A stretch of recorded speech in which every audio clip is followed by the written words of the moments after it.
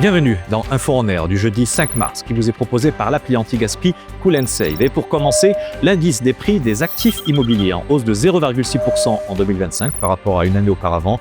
D'après Banque El Maghreb, l'Agence nationale de la conservation foncière, du cadastre et de la cartographie, cette progression est attribuable notamment à une augmentation de 0,8% des prix des biens résidentiels, des tarifs qui ont connu la plus forte hausse à Rabat. Enfin, pour ce qui est des ventes, elles se sont accrues de 3,1% l'an dernier.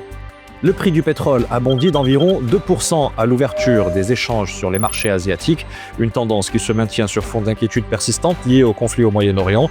Conséquence de cette guerre, le détroit d'Ormuz n'est plus accessible, ce qui paralyse près de 20% de l'or noir et du gaz naturel liquéfié de la planète.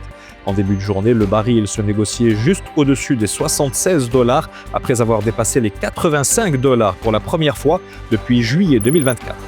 Une large adoption des stablecoins risque d'affecter les banques en zone euro et d'affaiblir la souveraineté monétaire de la BCE. Selon un document de travail de l'institution, le recours à ces devises numériques dont la valeur est le plus souvent liée au dollar pourrait amener les particuliers à retirer leur argent des comptes bancaires pour l'investir dans des actifs numériques.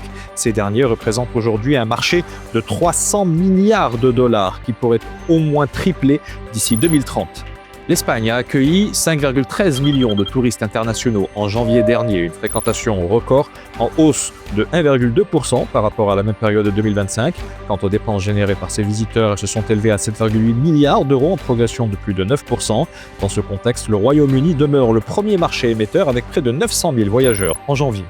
Annoncé en grande pompe en décembre dernier lors des Game Awards à Los Angeles, le jeu de tir compétitif Highguard fermera ses serveurs le 12 mars prochain. C'est ce que fait savoir le studio américain Wildlight Entertainment dans un message publié sur X. Après avoir rassemblé plus de 2 millions de joueurs, Highguard a été rapidement critiqué pour sa trop grande proximité avec les autres jeux de tir en ligne. Sa fréquentation a fini par chuter à une moyenne d'environ 500 personnes par jour.